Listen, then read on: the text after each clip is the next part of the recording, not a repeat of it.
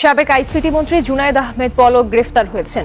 আজ মঙ্গলবার বিমানবন্দরে তাকে আটক করা হয়। দেশ ছেড়ে পালাতে গিয়ে বিমানবন্দরে আটক হলেন সাবেক প্রতিমন্ত্রী জুনায়েদ আহমেদ পলক। হযরত শাহজালাল আন্তর্জাতিক বিমানবন্দর থেকে তাকে আটক করে আইন শৃঙ্খলা বাহিনী। বিমানবন্দর থেকে আটক করা হয়েছে সাবেক তথ্য প্রযুক্তি প্রতিমন্ত্রী। এদিকে ছাত্র আর জনতার ঐতিহাসিক অভ্যুত্থানের মুখে শেখ হাসিনা পালিয়ে যাওয়ায় ভয়াবহ বেকায়দায় আওয়ামী লীগের এমপি আর মন্ত্রীরা। অনেকেই এখন সুযোগ বুঝে দেশ ছাড়ার চেষ্টা করছেন, এর মধ্যে অনেকেই সুযোগ বুঝে দেশ ছেড়েছেন, অনেকেই পালিয়ে বেড়াচ্ছেন প্রাণ রক্ষার ভয়ে। পালাবার রাস্তা খুঁজে পাবে না, তো সেই পালাবার রাস্তা কিন্তু আজকে আসলে অনেকেই খুঁজে পাচ্ছেন না। অনেকে অলরেডি পালাই গেছেন পরিস্থিতি কারফিউ দিয়া। তবে এই মুহূর্তে শেষ মুহূর্তে এসে অনেক এমপি মন্ত্রী কিন্তু ভাই দেশ ত্যাগ করতে পারে নাই, বড়ই বিপদে আছে। এর মধ্যে খুবই আলোচিত যে ক্যারেক্টারগুলা, জনাব সালমান এফ রহমান, যিনি কিনা সদ্য সাবেক প্রধানমন্ত্রী শেখ হাসিনা একেবারে ১ নম্বর উজির আজম ছিলেন। দীর্ঘ ৮ বছর পর আয়নাঘর থেকে মুক্ত হলেন জামাত ইসলামীর সাবেক আমির প্রয়াত গোলাম আজমের মেজর ছেলে, সেনাবাহিনীর সাবেক ব্রিগেডিয়ার জেনারেল আব্দুল্লাহিল আমান আজমি। আসসালামু আলাইকুম দর্শক, গুরুত্বপূর্ণ একটি নিউজে আপনাদের সকলকে স্বাগতম। দর্শক, কোঠা আন্দোলনকে কেন্দ্র করে এই মুহূর্তে যেই পরিস্থিতিটা তৈরি হয়েছে, সেই পরিস্থিতিতে এসে দর্শক এই ভিডিওটা কাদের জন্য সুসংবাদ এবং কাদের জন্য দুঃসংবাদ সেটি আশা করছি আপনারা একটু পরেই বুঝবেন। এমনকি দর্শক, আমি ভিডিও শুরুতে আপনাদের যেই ভিডিওগুলোর অংশবিশেষ দেখিয়ে শুরু করেছিলাম, সেই ভিডিওগুলো আসলে কতটুকু সত্য এবং মিথ্যা সেটিও জানবেন। তো প্রিয় দর্শক, আমি আর বেশি কথা বাড়াবো না, ভিডিও শুরুতেই আপনাদের যেই ভিডিওগুলোর অংশবিশেষ দেখিয়ে শুরু করেছিলাম সেই ভিডিওগুলোর বিস্তারিত আলোচনা আপনাদেরকে দেখাবো। তবে তার আগে বলি, যারা এখনো চ্যানেলটি সাবস্ক্রাইব করেননি সকলে চ্যানেলটি সাবস্ক্রাইব করে পাশে থাকা বেল আইকনটি বাজিয়ে দিবেন। আর যারা ইতিমধ্যেই সাবস্ক্রাইব করে রেখেছেন তাদের সকলকে অসংখ্য ধন্যবাদ। তো চলুন একটি লাইক দিয়ে আমরা ধারাবাহিকভাবে সবগুলো ভিডিওর বিস্তারিত আলোচনা দেখে আসি। একটা কথা বারবার বলতো জনগণ বা বিএনপি বা বাকিরা, যে পালাবার রাস্তা খুঁজে পাবে না। তো সেই পালাবার রাস্তা কিন্তু আজকে আসলে অনেকেই খুঁজে পাচ্ছেন না, অনেকে অলরেডি পালাই গেছেন পরিস্থিতি কারফিউ দিয়া। তবে এই মুহূর্তে শেষ মুহূর্তে এসে অনেক এমপি মন্ত্রী কিন্তু ভাই দেশ ত্যাগ করতে পারে নাই, বড়ই বিপদে আছে। এর মধ্যে খুবই আলোচিত যে ক্যারেক্টারগুলা দিন শেষে জনগণের সামনে আসছিল বা বিভিন্ন সময় মানে বিভিন্ন ধরনের অধ্যত্বপূর্ণ বক্তব্য রেখা বিপদটা নিজের কপালে আজকের দিনে হয়তো ডাইকা আনছে, এখন বাড়িতে বাড়িতে ঘুরতেছে, এম্বাসির মধ্যে ঘুরতেছে। আমি তাদের নামগুলো পরিচয়গুলো আপনাদেরকে দিচ্ছি। তবে খুবই আলোচিত যারা আছেন, আমাদের আইসিটি পলক ভাই, পাশাপাশি কি বলা হয় যে এই শিক্ষামন্ত্রী নওফেল, বড় বেয়াদব, তার শাস্তি হওয়া জরুরি, শিক্ষাটাকে ধ্বংস করে দিছে। পাশাপাশি আরাফাত কথায় কথায় বলছিল 3 দিনে নাকি মানে কন্ট্রোল করে ফেলবে, তো আজকে আরাফাতও এখন মানুষের বাড়িতে বাড়িতে ঘুরতেছে, বেসমেন্টে সম্ভবত লুকে আছে, আমি দেখছি কোথায় আছে। আর পাশাপাশি পররাষ্ট্রমন্ত্রী, এর পাশাপাশি অনেক নেতা এই মুহূর্তে বাংলাদেশ থেকে পালানোর চেষ্টা করছে, কিন্তু এখন আর পালাইতে পারছে না। দর্শক, কয়েকজন মন্ত্রী জুলাইয়েই ছাত্র আন্দোলন শুরুর পরপরই দেশ ছেড়েছেন। পরে বই পরিস্থিতি বিবেচনায় অনেক আবার দেশে ফিরলেও অনেকে আবার ফিরেননি। আমরা দেখছি যে রোববার রাতে পররাষ্ট্রমন্ত্রী হাসান মাহমুদের পরিবারের সদস্যরা EK 586 নম্বর ফ্লাইট যোগে দেশ ত্যাগ করেন। আর এরপরেই আমরা দেখলাম যে শেষ মুহূর্তে হাসান মাহমুদ তিনি কিন্তু আপনার দেশ ত্যাগ করতে পারেন নাই, এতটুকু তথ্য বলছে। পররাষ্ট্রমন্ত্রী হাসান মাহমুদ, তথ্য প্রতিমন্ত্রী মোহাম্মদ আলী আরাফাত, তথ্য প্রযুক্তি প্রতিমন্ত্রী জুনায়েদ আহমেদ পলক, তারপর নওফেল, এরা সবাই দেশেই আত্মগোপনে আছেন বলে জানা গেছে। বিশেষ করে গতকালকে পর্যন্ত শিক্ষামন্ত্রী নওফেল তার বনানীর বাসায় অবস্থান করছিল।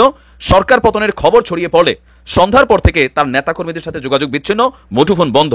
এছাড়াও এই মুহূর্তে আপনার এমপি মন্ত্রী ও সরকার ঘনিষ্ঠ ব্যবসায়ীদের অনেকেই বিশেষ প্রটোকল চেয়ে আমাদের ইমিগ্রেশন পুলিশের কাছে চিঠি দিয়েছিল। বিমানবন্দরের নিরাপত্তা নিয়োজিত এফসিকের সহকারী পরিচালক বলছেন যে এই মুহূর্তে দেশ ছাড়ার জন্য অনেক আওয়ামী লীগের ঊর্ধ্বতন প্রশাসনেরও ঊর্ধ্বতন পুলিশেরও অনেক ঊর্ধ্বতন নেতা, এমপি বা কর্মকর্তারা তারা কিন্তু প্রটোকল চায়া রাখছে। তবে এখন পর্যন্ত শতভাগ শিওর হওয়া যায় নাই যে এরা আসলে বাংলাদেশ ছেড়ে চলে গিয়েছে নাকি যায় নাই। তবে এই মুহূর্তে বিভিন্ন দূতাবাসের কাছে আশ্রয় প্রার্থনা করছে আপনার এই মুহূর্তে দেশে যারা পলাতক আছেন। আর দূতাবাসগুলো তাদের ডাকে কিন্তু সাড়া দিচ্ছে না, কারণ পৃথিবীর যে কোনো রাষ্ট্র তারা একটা সিস্টেম ফলো করে, ক্ষমতার সাথে যারা কানেক্টেড তাদেরকেই প্রটোকল দেয়। এখন ভারতীয় সীমান্ত দিয়ে অনেক মানুষ ভারতে অনুপ্রবেশ করেছে, স্থানীয় বিভিন্ন গণমাধ্যম পাশাপাশি জনগণ আপনার এই ধরনের তথ্য কিন্তু আমাদের পেজে দিচ্ছে যে ভাই অনেকে দেশ ছেড়ে পালিয়েছে। তবে অনেকে এই মুহূর্তে বাংলাদেশে অবস্থান করছেন, আওয়ামী লীগের অনেকেও। তারা কারা? যারা এই পথটাকে ব্যবহার করে মানুষের উপর জুলুম করে নাই, নির্যাতন করে নাই। প্রকৃতির একটা সিস্টেম আছে ভাই। আমরা আজকে এই মুহূর্তে সারা বাংলাদেশে আমি এই একটা বিশেষ বার্তা দিতে চাই, আমাদের অনেকগুলা থানাতে আগুন দেওয়া হচ্ছে, অনেকগুলা থানায় ঢুইকা আপনার সাধারণ পুলিশ তাদেরকেও মেরে ফেলা হচ্ছে। এরা কারা? যেই সকল পুলিশ সদস্যরা, আমি আমার ভিডিওগুলো যারা দেখেন নিয়মিত, আমি বলছিলাম যেই সকল পুলিশ সদস্যরা অন্যায় করেছে, জুলুম করেছে, নির্যাতন করেছে, জনগণের বুকে গুলি চালিয়েছে, রাজনৈতিক পারপাসকে বাস্তবায়ন করতে গিয়ে হয়রানি করেছে, তাদের বিচার শতভাগ হওয়া উচিত। কিন্তু এই বিচারটাকে আপনি এস্টাবলিশ করতে গিয়ে গতকালকে সারা বাংলাদেশে কারাগার ভেঙে যে কয়েদিরা পালাই গেছে, ভাই পালানোর দরকার কি? আজকে 24 ঘন্টার মধ্যে সারা বাংলাদেশে যারা রাজনৈতিক হয়রানিমূলক মিথ্যা মামলা খাইছে, বিএনপি, জামাত যারাই আছে সবাই কিন্তু বের হয়ে যাচ্ছে। কিন্তু কারাগারে কি শুধু রাজনৈতিক বন্দী ছিল? সেখানে দুর্দর্শ সন্ত্রাসীরও কিন্তু অনেকে ছিল, এরা সবাই পালাই গেছে পুলিশের কারাগারের অস্ত্র লুট করে। এরা কিন্তু এই দেশের মধ্যে এখন ঘুরছে।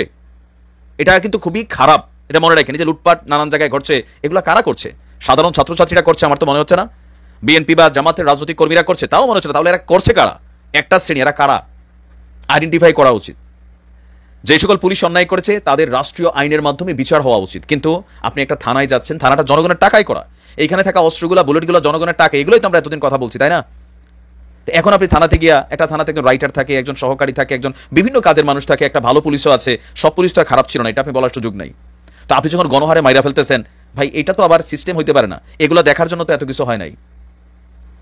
নতুন শুরুটা নিরাপত্তা দিয়ে হতে হবে, আইনের সুশাসন। আমি বারবার বলি, এরে হে মারছে, হে এরে মারবেন, এটা তো আইন হইতে পারে না। কালকে আপনি আবার এই যে এখন কোনো রাজনৈতিক সরকার ক্ষমতায় আসছে, আপনি ভাইবা নিচ্ছেন এরকম হবে, এরকম নাও তো হইতে পারে, তখন আপনার কি হবে? আর হইলেও আওয়ামী লীগ সরকারের পতন তো একটা ইতিহাস তৈরি করে গেছে। কোনটা?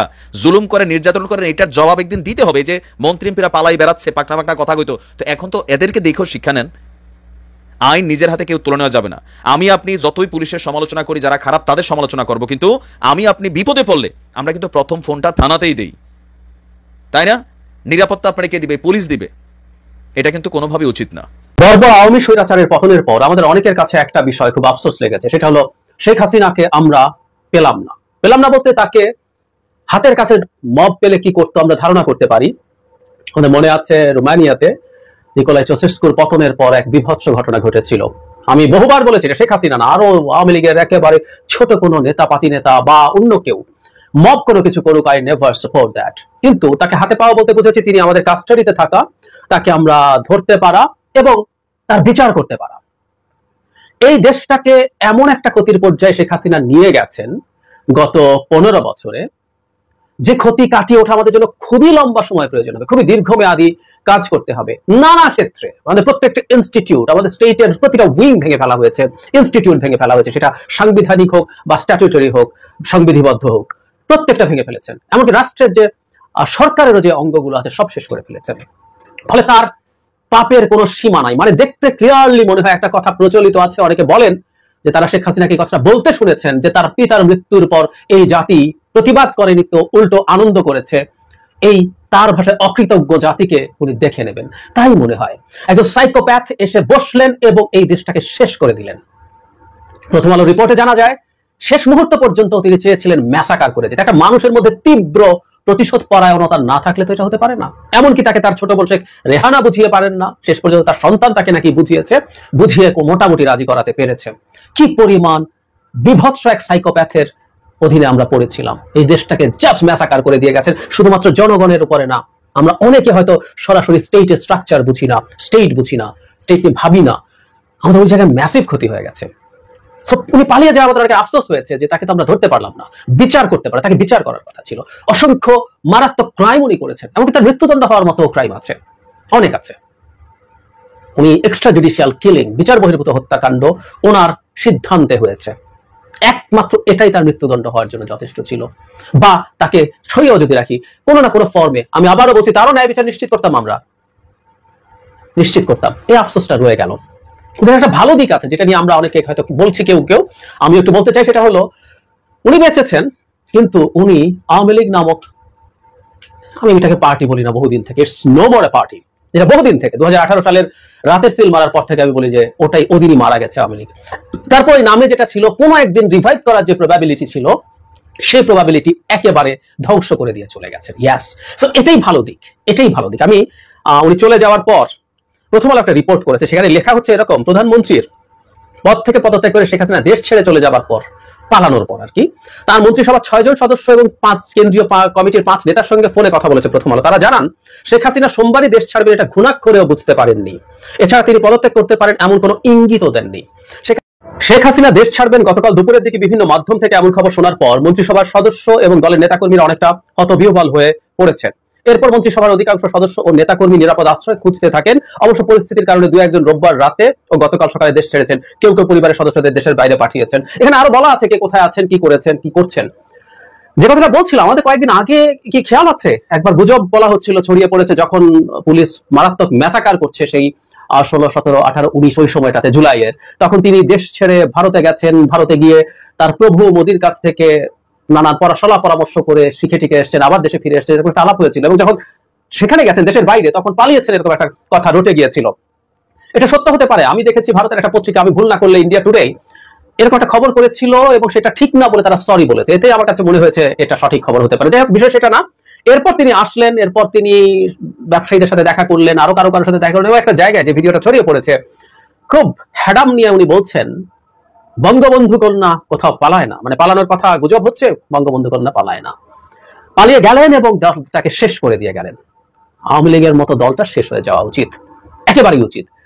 হওয়ার কথা ছিল না, না হলে ভালো হতো, ভালো হতো। ইনফ্যাক্ট এই পরিস্থিতিতে বলছি না, একটা দল যেটা বয়স 75 বছর, যেটা বাংলাদেশের স্বাধীনতার সাথে শুধু না, তার আগে থেকে, সেই যুক্ত ফ্রন্ট থেকে, স্বাধীনতার মুভমেন্ট থেকে, পরবর্তীতে যে কোনো কিছুতেই বহু ক্ষেত্রেই তারা খুবই পজিটিভ জায়গায় ছিল। যদিও শেখ মুজিবুর রহমানের হাতে দেশের গণতন্ত্র হত্যা হয়েছে এবং পরে তার মেয়ে এসে যা করলেন, এরপর আর এই দলটা টিকে থাকুক, এটা আমাদের কাছে আসলে ভালো লাগবে না। এই দেশের মানুষের সাথে চরম বিভৎসতা ঘটানোর পর মাঝে মাঝে হয় না এটা, যে মিলিটারির কোনো একটা ব্রিগেডের নাম, কোনো একটা ইউনিটের নাম নাকি পাল্টে দেওয়া হয়, যে কারণে আমরা বিডিআর ম্যাসাকার হওয়ার পর বিডিআর নামটাই পাল্টে বিজিবি করে ফেলা হয়েছিল। সুতরাং বাংলাদেশে যা করেছে শেখ হাসিনা, তার নেতৃত্বে আওয়ামী লীগ নামের এই সন্ত্রাসী মাফিয়া সংগঠনটা, সেটার পর এই নামটাই থাকা উচিত না, এই নামটাই থাকা উচিত না।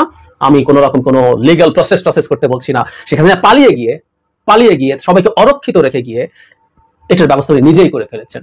এটা অনেকেই মনে করছেন এবং যৌক্তিকভাবেই মনে করছেন, তিনি যদি না পালাতেন, তিনি যদি দেশে থাকতেন, গ্রেফতার হতেন, গ্রেফতার হয়ে তার বিচার হতো, তাতে অন্তত এই পরিস্থিতি হতো না। নেতাকর্মীরা মনে করতেন তারা ট্রুলি একজন পলিটিক্যাল লিডারের নেতৃত্বে আছেন। আজকে থেকে আরো কয়েক মাস বা বছর তারপর তারা স্ট্রাকচার হতে পারতেন, তারা অর্গানাইজ হতে পারতেন, তাদের নেত্রীর জন্য লিগ্যাল ফাইট করতে পারতেন, না হলে সেটার মুক্তির জন্য আন্দোলন করতে পারতেন। এভাবে তারা একত্র হওয়ার একটা সম্ভাবনা কেউ দেখতে পারতেন, যদি আমি খুব বেশি সম্ভাবনা দেখি না। কারণ হলো এই দলটা মানুষের জন্য, মানুষের প্রতি যা যা করেছে, এটা প্রায় অসম্ভব। তারপরও কিছুটা ছিটে ফোটা সম্ভাবনা ছিল যদি তিনি দেশে থাকতেন।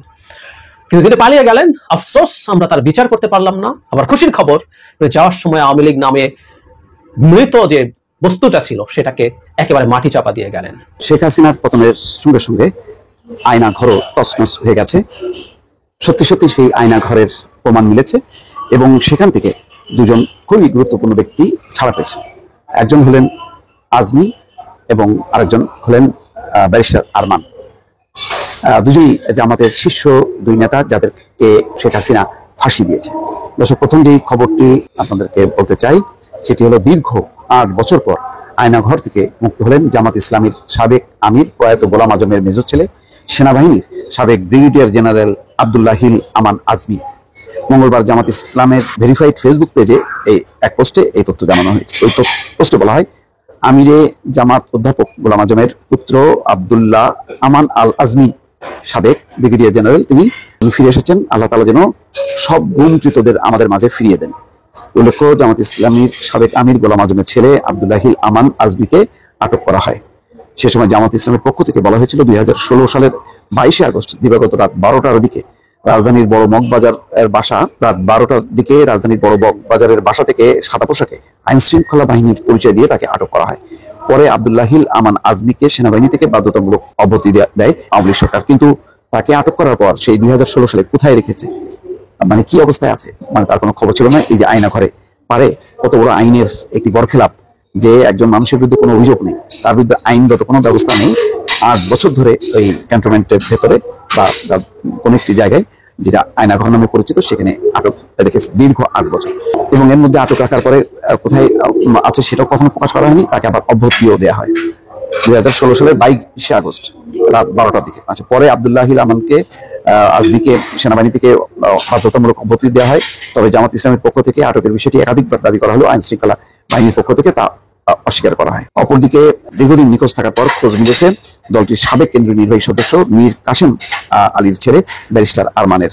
মঙ্গলবার জামাত ইসলামীর ভেরিফাইড ফেসবুক পেজে এক পোস্টে এই তথ্য জানানো হয়। এই পোস্টে বলা হয়, আলহামদুলিল্লাহ, শহীদ মীর কাসেম আলীর সুযোগ্য সন্তান ব্যারিস্টার আহমেদ বিন কাসেম ফিরে এসেছেন। আল্লাহ তাআলা যেন সকল গুমকৃতদের আমাদের মাঝে ফিরিয়ে দেন। 2016 সালের 9ই আগস্ট ব্যারিস্টার আরমানকে ক্যান্টনমেন্ট এলাকায় মিরপুর ডিএইচএস এর বাসা থেকে আটক করে আইন শৃঙ্খলা রক্ষাকারী বাহিনী। দর্শক, এই যে এখন থেকে দেখবেন গণমাধ্যমের পত্রিকাতে কত যে জুলুম, নির্যাতন, অত্যাচার, টাকা পাচার, দুর্নীতির কাহিনী আসবে এবং দেশবাসী হতবাক হয়ে দেখবে যে এই খবরগুলো, অর্থাৎ কি ধরনের দুঃশাসন 15টা বছর ছিল তার কিছু নমুনা। যে দুইজন মানুষকে তাদের বিরুদ্ধে আইনগত কোনো পদক্ষেপ না নিয়ে তাদেরকে 7-8 বছর ধরে আটকে রেখেছে এবং কোথায় আটকে রেখেছে সেটা প্রকাশ করেনি। আজকে সেই আয়নাঘর আবিষ্কার হলো এবং তারা মুক্তি পেয়েছেন। দর্শক, আমি আশা করছি আপনারা সকলেই অত্যন্ত মনোযোগ সহকারে সবগুলো ভিডিওই দেখেছেন। এমনকি দর্শক, যদি এই ভিডিওগুলো সম্পর্কে আপনাদের কোনো মতামত থেকে থাকে তাহলে তো অবশ্যই জানাবেন। দর্শক, সবশেষে জানাবেন আপনি ঠিক কোন জায়গা থেকে আজকের এই নিউজটি দেখেছেন। নিউজটি শেষ করছি এখানেই, ফিরছি পরবর্তী নিউজে নতুন কোনো টপিকে। আল্লাহ হাফেজ।